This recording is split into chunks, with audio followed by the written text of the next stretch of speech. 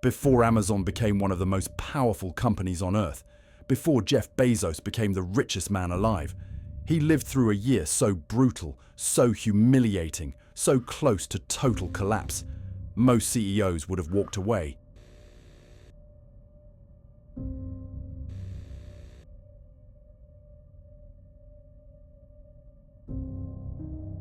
This is the year Amazon lost 90% of its value, and the story of how Jeff Bezos turned disaster into a trillion-dollar empire.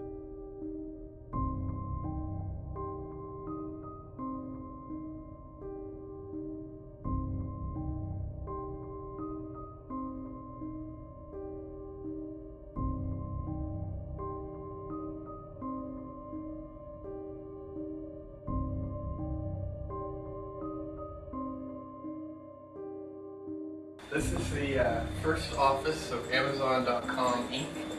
And over here, this is my desk here.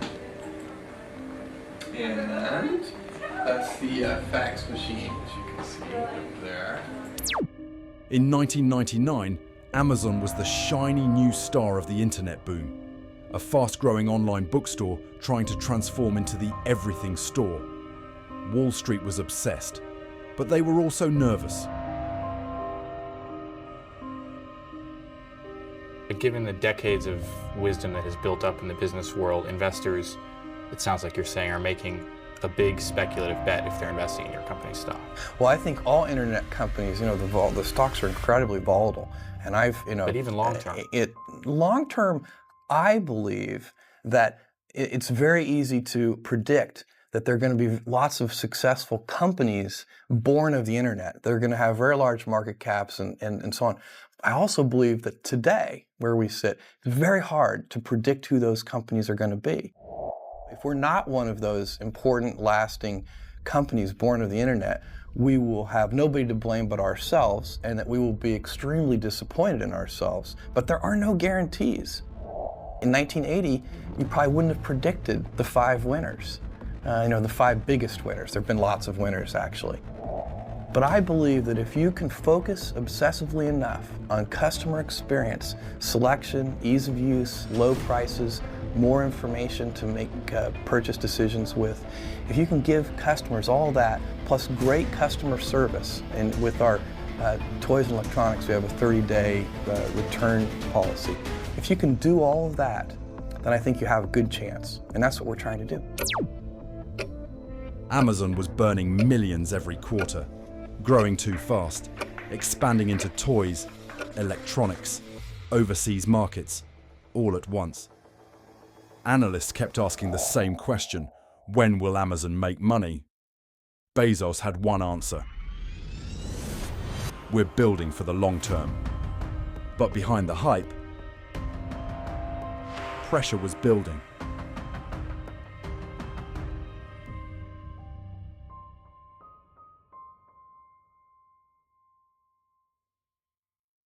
In March 2000, the dot-com bubble exploded.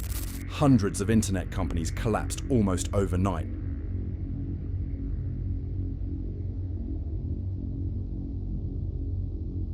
Amazon fell harder than almost anyone. The stock crashed from $113 down to $6. 90% gone. Investors bailed. Pundits laughed.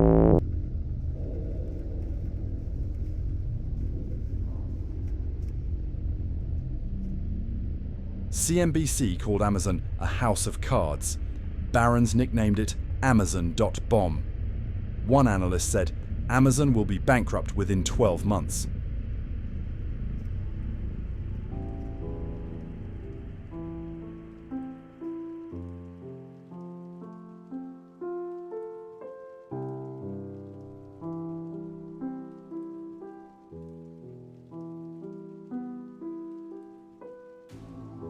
Inside the company, it was even worse.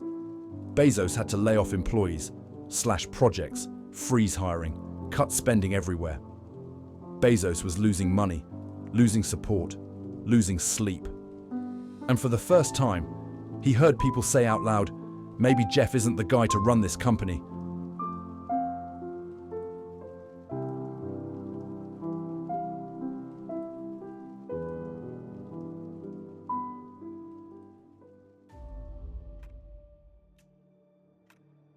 But every comeback starts with a breaking point. Bezos realized Amazon was doing too much, chasing too many ideas, trying to be a giant before learning to walk. So he did something that shocked everyone.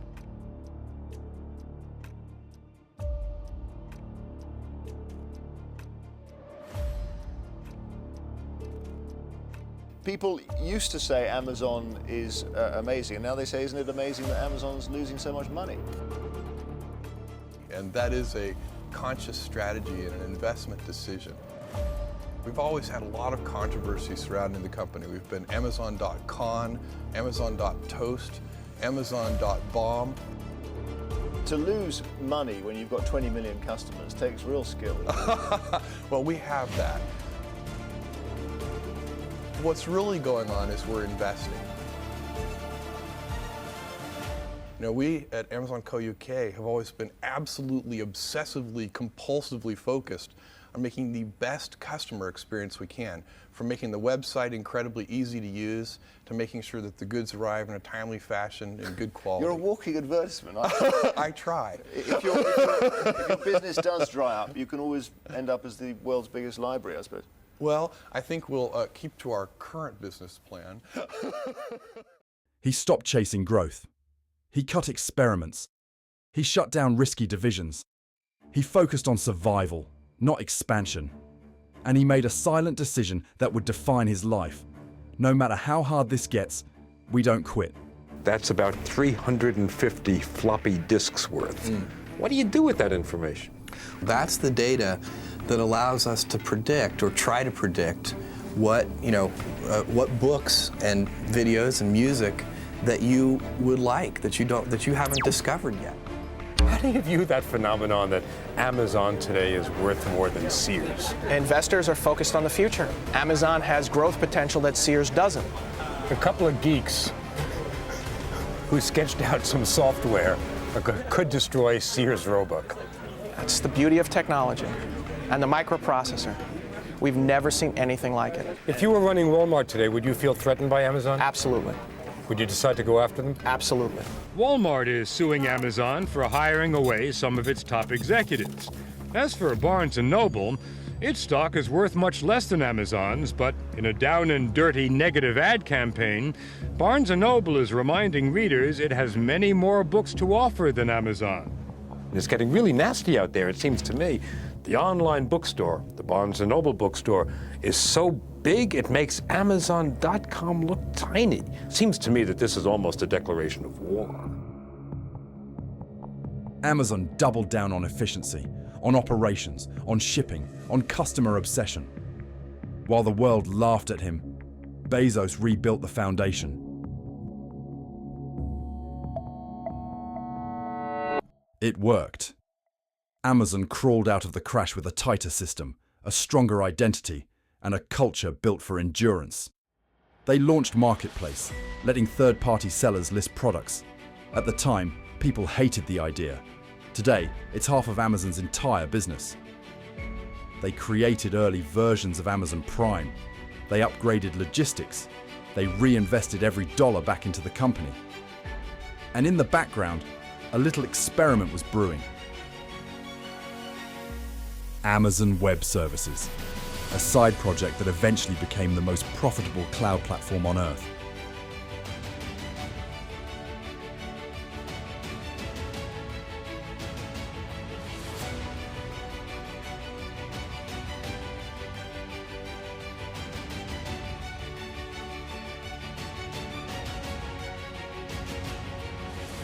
Five years after the dot-com crash, Amazon had survived.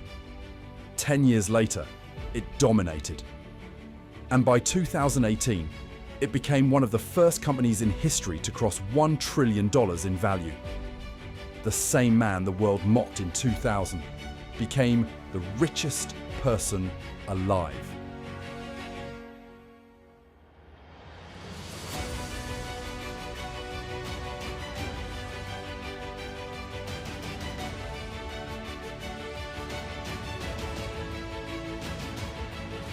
It wasn't luck. It wasn't hype. It wasn't timing. It was endurance, focus, and the courage to rebuild when everything fell apart. Every empire has a breaking point, but the ones who rise again, they're the ones we study. This was Jeff Bezos' darkest year, and the comeback that built a trillion-dollar empire.